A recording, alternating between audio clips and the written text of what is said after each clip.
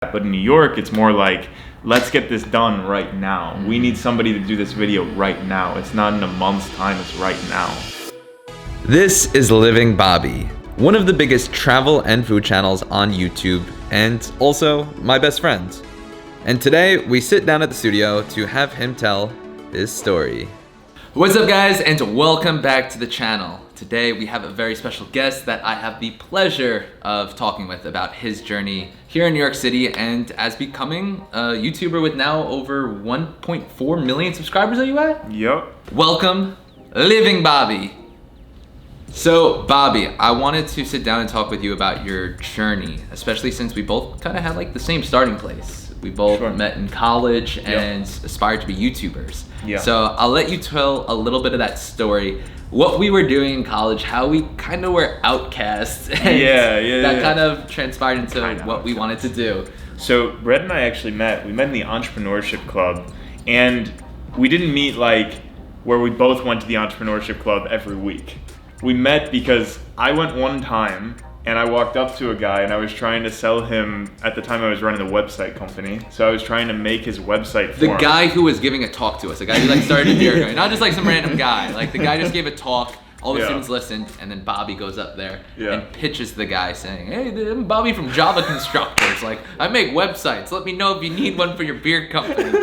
And I overheard that. I was like, it was a good pitch. I'm like, entrepreneurship club. You sold me. I ended up hiring Bobby. Yeah, that's true. I had Fortune, shout out to Fortune, and I needed someone to make the first ever website. So I hit up Bobby. I made the first ever Fortune website. And that's where our friendship started, because I needed someone to build a website, and you and I just were meeting up every single day, going over how I wanted it and what would be the best for the brand. And that's kind of where we just clicked on other things about traveling and all of our aspirations. It was so cool too, because it wasn't like a business meeting when we met up. It was kind of like talking about like what you wanted to do with Fortune, what you wanted the website to be, what overall you were doing. You know, it wasn't like, okay, we're gonna sit down, we're gonna like do this like the professional way. It was like college, but also like our vibe of just like doing something creative, just doing it, you know?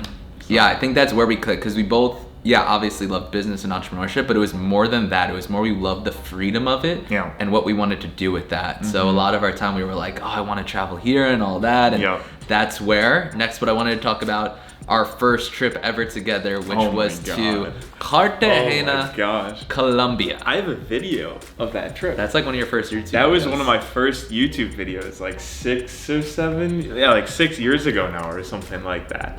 That was crazy, oh my God. And I feel like at our college, there were a lot of people that, you know, were cool and smart people, but there were not really people like us that kind of wanted to do these weird different things. Like Bobby, one of the first times we hung out, he asked me to like help film a video of him, and he was like dressing up as like leprechauns and like was just doing things to get out of his comfort zone, and we were challenging each other to like wake up at 4 a.m. and go downtown. For example, that specific occasion when I wore the leprechaun hat and you filmed me in the New York City subway, crazy experience. But anyway, that was for a reason. That was to grow outside of my comfort zone, right? It was doing something that was almost that you were scared to do, and to overcome it. Yeah, to overcome a basically anxiety in public, right? Like doing something crazy for just the fun of it type of thing. And we were one of the only 2 people doing that in our school. Yeah, we were definitely on the same page. So I think when we met, we both like really clicked and we're like, this is gonna be a friendship that we're gonna have forever. Yeah. And back to even Colombia, where we would like go on like a long weekend, or not even a long weekend, like take off from school for like a Monday, Tuesday, and go to Colombia, where I feel like no one else in our school would be down to say yes to that. When you called me up and was like, hey Brett, can you come to Colombia with me next week? I think I hesitated for a second. I was like, I never heard of Cartagena, Colombia at this point. Like now I have, but that sounded like a crazy place. And I was down though, and we had an incredible time. You almost died. I almost died. But which is that's a different video, or you can even watch it on your channel. You can watch it. Yeah, that was the one. Yeah. That was one of the first videos of my channel too. Yeah. The only thing that we can like say for those two experiences, it's just like we just wanted to do something, and instead of like just waiting for a good time, we just were like, let's go to Colombia, even though we know nothing about Colombia. We want to travel, and this is the cheapest place to travel to right now, and we just did it, right? And what's next after that is where we both ended up living in New York City.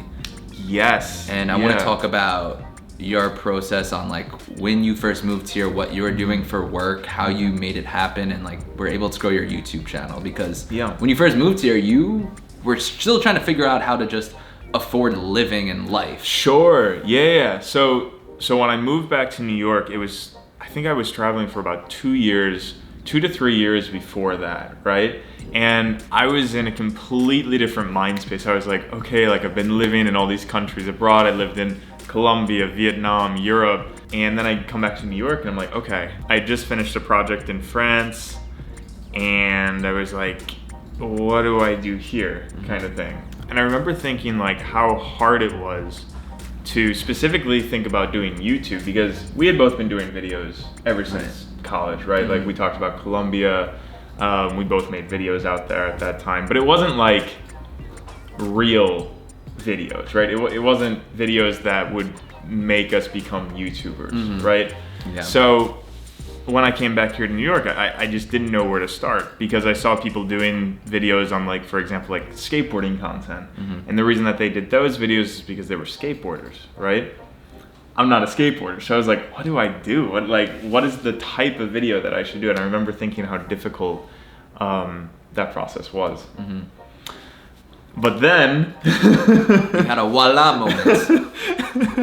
When I was eating the $2 noodles on my street, I was just like, I just thought to myself, like, you have to grow the voice that you already have, right?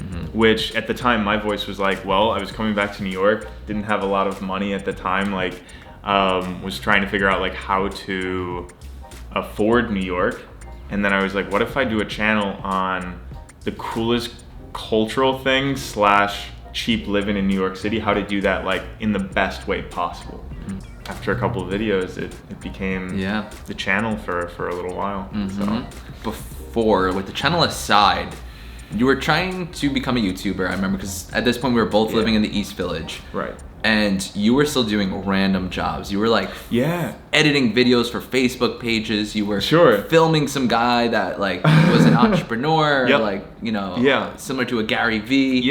No, pretty much the exact same thing as that. So what is cool, like for me seeing it from my end, was how, you know, you still had that passion and you were doing all these other side projects. And I think that's why living in a city like New York is so incredible, where you can chase your dream and have all these side projects where you don't necessarily need to have such a big commitment of a job. Like there's so many side jobs to make money, is my point. I can almost say for certain, if I was not living in New York City at the time, I don't think YouTube would have happened. You know, because New York it's the best place for any type of job you're looking for, right? If you're a videographer, if you're a photographer, if you're anything creative, if you're a yoga teacher for that matter, you can make an extremely good full-time living in the city. Like if I really wanted to grow my videography business at the time that I had before YouTube, I probably could have. There's so much work, there's so many clients, there's so many people looking to grow themselves, which makes New York so great, because everybody is just moving. And not saying that other cities aren't like that, but in New York, it's more like, let's get this done right now. We need somebody to do this video right now. It's not in a month's time, it's right now. So the speed, the amount of clients, it supported me to then There's endless create possibilities. YouTube. That I feel like that's what helped you on the most in the best way, because I feel like a lot of other people have that same drive where they want to pursue something and want to do it in New York. And I want you guys watching to know that there's ways to make it happen, because I also had a similar story like you with delivering burgers and doing other side jobs. Like I wouldn't just call myself a model, but like I would be extras or like do Dude, you were in like a movie, right? I was in a movie. Yeah. Exactly. Like, you were in a movie. You were working at Zoomies before, right? Working at a retail job. Yeah, I mean, there's honestly like there's endless opportunities in New York. For me, I started on Upwork. It's like a freelance website where you find like Is that where you got those jobs from? Yeah. So my whole thing on Upwork is an amazing place to start if you're looking to like just jump from maybe a traditional job and you're looking for just like a side hustle to like start up what your passion is and anything like that. Because for me, I found all my work through Upwork. And you don't have to be like the best at something. You just need to be there, be on time, like do good work. And I didn't know that's where you got your jobs because now I do use Upwork a lot since it's essentially a search engine for freelancers. For hiring them, or if you are one, to get hired. Right. Which is really cool. So even a lot of times now, like I'll have people help me create micro content or do research for a video, all that I find through Upwork. Yeah, like it's pretty much now Fiverr has become this like cultural phenomenon. Kind of taken over a bit. Yeah, which is pretty crazy because Upwork is basically Fiverr, but think of Upwork as more of like a long-term job. Fiverr is like a one-off, and then you get the, say like if you want a photo edited, you get that photo edited. But you can find like real work, like 20 hours a week or something like that, like working for somebody as a videographer, like a day job, like not a day job, but like one day shoot doing something for someone. Like it's a really cool website. So. Now back to living cheap in New York City, because that was at your time like your main bread and butter. What everyone knew you for, because you were the master because you did live that before you were making videos on it. There was no research needed. Yeah, I just went out in the street and just showing my life. You really always were someone who researched a lot into your videos and like kind of like the coolest things to do in cities. So I think that's why you excelled so fast, because you were this guy that like loved researching, going on the internet, surfing the web for the best deals and the best food.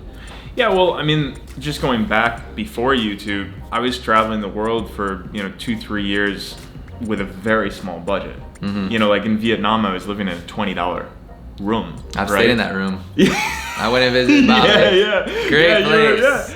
Not bad for $20 a month. No, but like it was just after you live that for 2-3 years, you always have the thing in the back of your head like, okay, like how do I keep this budget?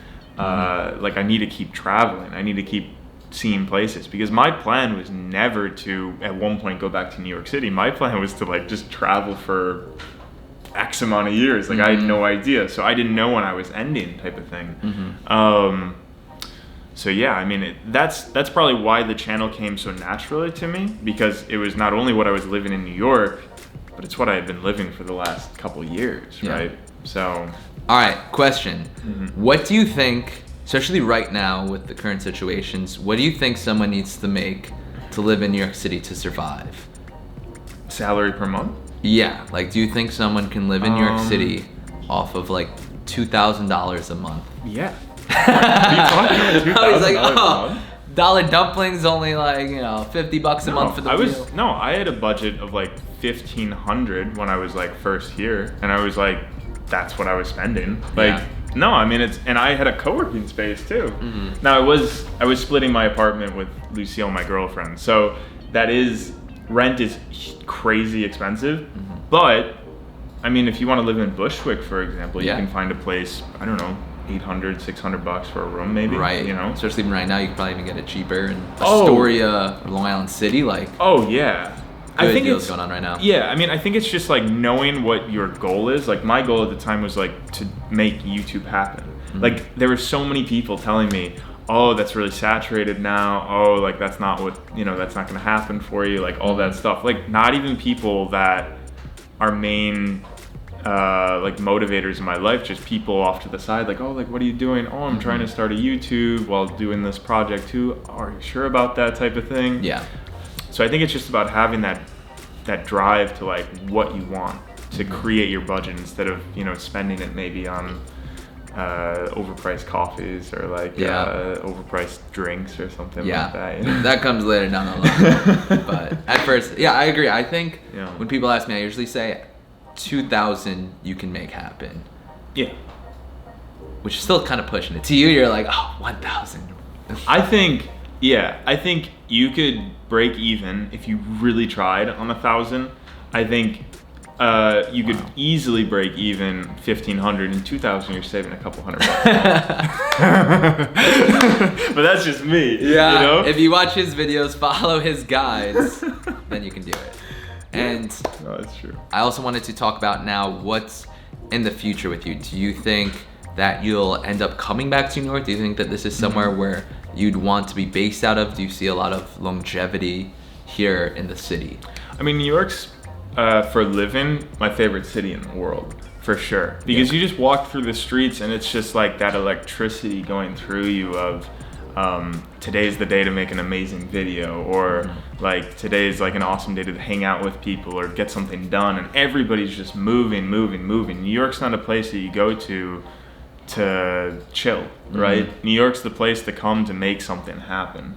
And for me, at this point in my life, it's like I just want to make something happen. You know, and maybe later in life, I don't know, but right now, New York, yeah, for sure, I could see myself. And as someone, you know, now that you've taken the channel from just doing New York City stuff to world travels and finding the world's best and craziest experiences in food, why would you want to come back to New York? Do you think that it would be good for your business? Do you think that it's just like a good place to live or be based out of? I think a couple of reasons. Like, I mean, New York has probably played the biggest role a city has played in my life. You know, like I went to college here. You know, like we have a community here that's awesome. You know, New York is also like, it sounds funny because New York is massive, but you can also kind of fit it in your hands too. Like you can feel New York. You know, you can go from like here in downtown Manhattan to, you know, Times Square in 15 minutes or something like that by bike, right? Or by boosted board, you know? So it's like, there's a lot of reasons why, but pretty much the biggest reason is I just feel the most motivated here out of any city. Like, you know, you wake up and you just want to start what you're doing for the day, whether that's relaxing on a Saturday or getting a video out on Monday, right? So you just want to keep moving. So.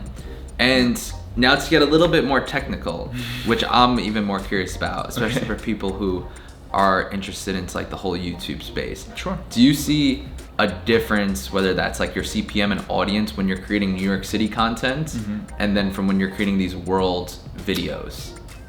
Ooh, I mean, I don't really know, because like CPM, I'm sure it's the same for you, has gone up every year since making videos, right? So for me, when I was making New York videos, my CPM was very low, right? But that's mainly because I didn't know what I was doing, and YouTube was in a different place, right? So now it's much higher because YouTube is in a different place, and I know how to put, you know, the 2 ads on my, like, it took me so long. You remember that, right? Yeah. Like Brett was telling me, you need to put 2 ads on your video. Well, you said that you were afraid to do it because you didn't want like the viewer to click away. Right. So thoughtful for your viewers.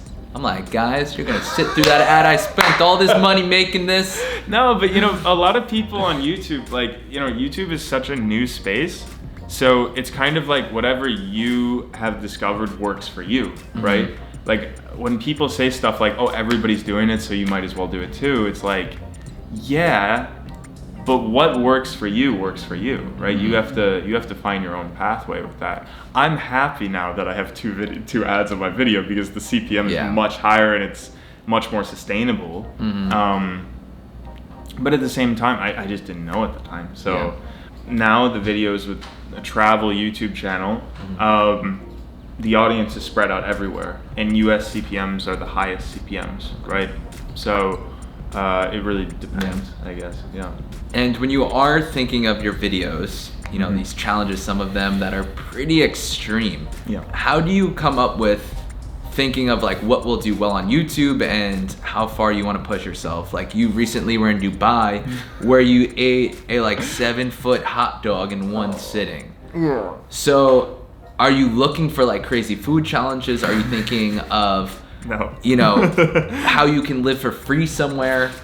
I'm just looking for like, I think I'm looking to live the craziest things possible, right? Because when people think of Dubai, they think of like the world's most luxurious city. They think of the tallest building in the world. They think of gold vending machines. You know, they think of police cars that are Lamborghinis. You know, it's like, do they have that? Yeah, like they don't have it just rolling around in the street, but it's kind of like the New York like Tesla taxi type of thing. Like there's a couple of them. Wow. But for me, I was like, well, what's something that can draw a lot of attention that you can do, right?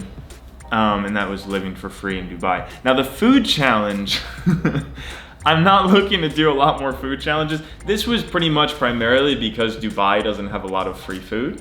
And I was like, well, I know that Dubai has a lot of food challenges, so I'm gonna try doing that.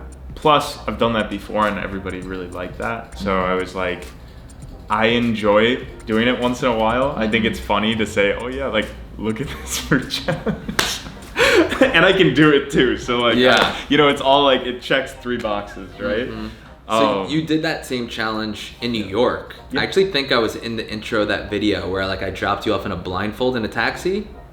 Oh, that was with $1. $1. That was with $1. So what is your purpose behind the living for free, living for $1 videos? Is it to showcase that when you're traveling or living somewhere that you can do these things, or what is your message? 'Cause I feel like there's like a deeper meaning, like why you want to do those. No, there's a much deeper meaning. It's so I grew up in the suburbs of Chicago, right? And for my entire life, I thought that travel was so expensive, so expensive. I thought that like, oh, I can't go there because it's too expensive. Can't do this because it's this way. And I just kind of want to show people that you can go anywhere and it doesn't matter what your budget is. You can both live it up and also discover a city, right? I never do challenges where it's like sleeping on the street and stuff like that type of thing. You know, like my living for free stuff, it's about living a better 24 hours than you would paying for it, right? Yeah. Now, not everybody wants to do a food challenge in Dubai, but you can't say that that's not embracing life, because it's like, you know, that's it's a good story out of it. Yeah, I mean, like with the food challenge, for example, then I made like 3 new friends, for example. Like at the bar, people were so like crazily impressed that me, like this like not very big dude, like did this challenge, right? They're like the last person that did it was this like massive dude that competes in food challenges in the US. So it's like, are we gonna see a Living Bobby like competitive eating? No, 100%. If any of my friends would or could, it'd be Living Bobby. No way. No. Second channel, Eating Bobby. Oh, jeez. And do you think moving forward you're going to be incorporating other businesses or anything into your business model? Because as of only a couple weeks ago, I have been working with a manager since around July, and last time Bobby came to visit, I was telling him all these amazing things and how much he's helped me. And Bobby's like, hey, can you connect me with Steven? I would love to talk to him. And now you guys are working together. So I don't know, the same thing you guys have been talking about, anything that you're brainstorming that you think you might add as a vertical into the Living Bobby business model? I'd love to. Yeah, no, I mean, that's definitely one of my main goals is like, I feel like I've been so focused on just making the best videos possible that I haven't really looked at other mediums, right? Like maybe I want to create some sort of website or digital product or physical product or anything like that. I'd love to. I just need to get to know what people would maybe want from me, you know? So every Monday, Bobby and I will have a like hour-long FaceTime call. And we're doing that in person right now. Exactly. I mean, you've been here for the past week and you haven't left my studio in a week. It's been great. This is my bed. Living for free in NYC part 2. This is how you do it. You just rent out my studio for free and eat all my Cliff Bars and coffee. But I mean, it's hard, right? It's like for YouTubers, it's like we are so obsessed with making that next video that it's hard to focus on anything else. It really is, right? So I'm glad I got you on Steven now, the manager. And not only did you steal Steven now from me, well, work together. But we work together. He was accepting other clients. He works with, We both work with him, so there was no stealing. But now we also both are using Abraham. Yes. Abraham, who's over here helping edit right now. Yes. But I'm saying it's a good thing. I think it's good because you were doing so much work yourself. So now to have, Steven, who's helped me save so much time, grow my business, have Abraham, who's helped me pretty much be two of me, where we could be editing the video together. He's working on one video, I'm working on the other. Yeah. He saved so much time, and I'm glad now I can find these people, and now you just, I'll be taking my 10% fee and just rolling. I'm just kidding. But you probably do see how, saving so much time and bandwidth in your brain, how much that allows for you to grow as a business. I think everything is about headspace, right? Like just creating headspace for yourself to then think of the next thing. Yeah. If you are so focused on one thing, there's no, there might be a time where you then, figure out some time to, for example, grow that digital product, right? Mm-hmm. But if you're only focused on making videos, editing videos, it's hard to then focus on something else, right?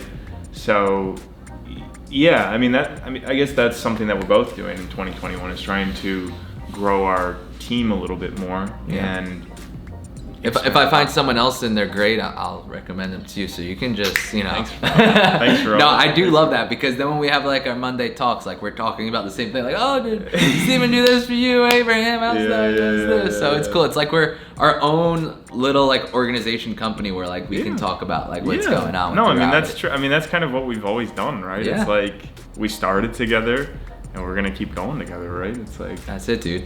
There we go. All right, guys. Well, I think that's it. I think that's gonna be it for this Living Bobby interview. And dude, thank you so much. Dude, thank you so much, man. Excited what you have planned for the future, and hopefully Same. you move back to New York City. Let's hope so. Yes. If you guys like this video, if we get 1,000 likes, Living Bobby's moving back. Let's make it 10,000. Let's make 10,000 likes, and I'll move back. All right. Peace out, guys.